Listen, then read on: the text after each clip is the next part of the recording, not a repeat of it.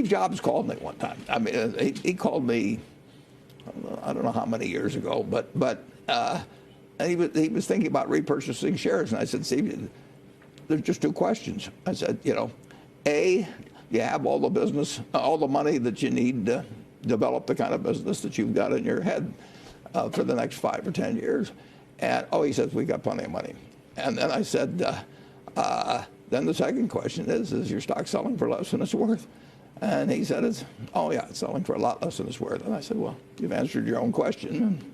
But if he'd answered, we need the money we've got here actually to fully develop our business, and we've got opportunities to do it, I'd say forget about it. Build the new plants and do that, and maybe the cash will come in later where you can buy in stock. And secondly, if he said the stock isn't really cheap, what's the reason for buying it in? Did he buy back shares after that? He didn't like buying back shares. I think he was hoping I was going to give him a different answer. He didn't argue with the logic of it, but I think maybe I think he was hoping for a different answer. It's interesting that you say that, because Tim Cook, the current CEO of Apple, was here this weekend, and we got the chance to ask him about share buybacks too, because share buybacks have been such a big deal for Apple. You have doubled down on Apple. Can you tell us what it is about Apple? And given your sometimes critical views on buybacks, do you think Apple would do better spending $100 billion on buybacks or buying other productive businesses the way you have generally preferred? $100 billion is a lot of money. I used to think so.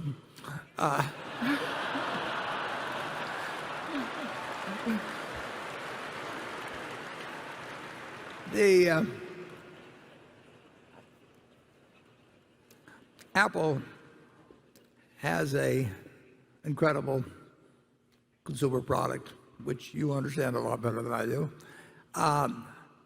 Whether they should buy in their shares, they shouldn't buy in their shares at all unless they think that they're selling for less than they're worth.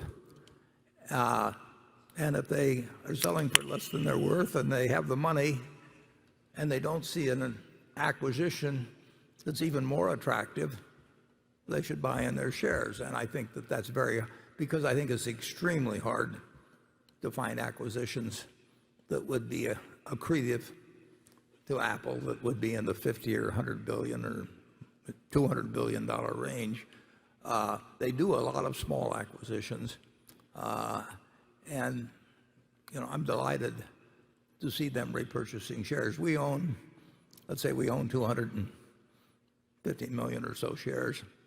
They have, I think, 4,923,000,000 or something like that. And mentally, you can say we own 5% of it, but I figure with the passage of a little time, we may own 6 or 7% simply because they repurchase shares. And I find that if you got an extraordinary product and ecosystem, and there's lots to be done, I love the idea of having our 5% or whatever it may be grow to 6 or 7% without us laying out a dime. I mean, it's worked for us in many other situations. But you have to have some very, very, very special product, and which has an enormously widespread ecosystem, and the product's extremely stable. And they're not going to find 50 or $100 billion acquisitions that they can make it remotely a sensible price that really become additive to that. And they may find it, who knows? But there certainly, as I look around the horizon, I don't see anything that would make a lot of sense for them in terms of what they'd have to pay and what they would get. Whereas I do see a business that they know everything about, and where they may or may not be able to buy it at an attractive price when they repurchase their shares. That remains to be seen. Incidentally, that's one thing that I always enjoy. People say, well, you're talking your book or something if you talk. From our standpoint, we would love to see Apple go down in price. They're going to, well, just put it this way.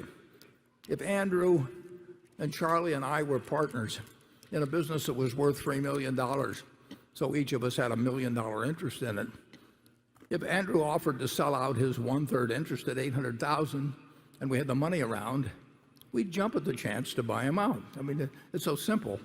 But people get all lost, and if he wanted $1 million too for it, we wouldn't pay it to him.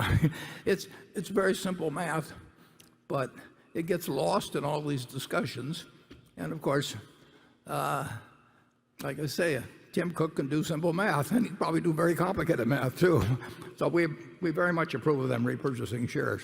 It's interesting that you say that because Tim Cook, the current CEO of Apple, was here this weekend, and we got the chance to ask him about share buybacks too, because share buybacks have been such a big deal for Apple. They've deployed so much cash doing that, and just announced last week at the earnings that they'd be buying back an additional $75 billion worth of Apple shares, or at least they've authorized the repurchase of that much. Again, we sat down with Tim Cook this weekend, and here's what he had to say about that too. Listen in, Warren. This is a funny story a bit. Is back in 2012, I'd been in the CEO spot maybe a year or so. We had a growing amount of cash. I think we had crossed the 100 billion kind of mark, if my memory is correct. And I was getting lots of input from a lot of different people, as you can guess. And when I don't have experience in something, I always make a list of the people that I think are the smartest people that I can contact to talk to them and get advice. And Warren was on the top of the list. As you can imagine, I'd never met Warren before.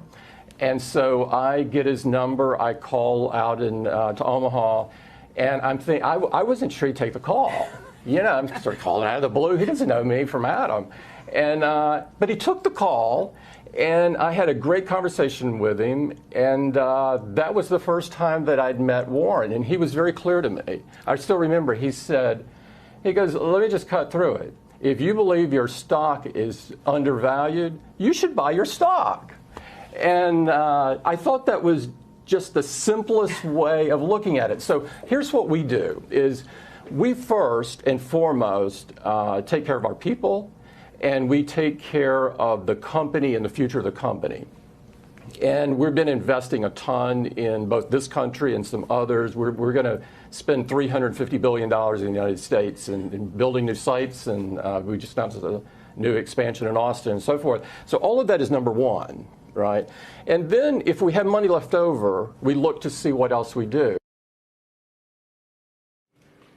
Part of what else they do, he said, is to make acquisitions. And what I didn't realize is he said they're making an acquisition every week or two. Yeah, they make a lot of small acquisitions. He said they've made 20 to 30 acquisitions over the last 6 months, small acquisitions that they don't really talk about and don't tell people things about. Yeah. You knew that? If you look at the 10Q, and you know, you can see, but they make a lot of acquisitions. Yeah. And I hope Berkshire makes a lot of acquisitions. And I'd rather buy an attractive business than buy our own stock at its intrinsic business value.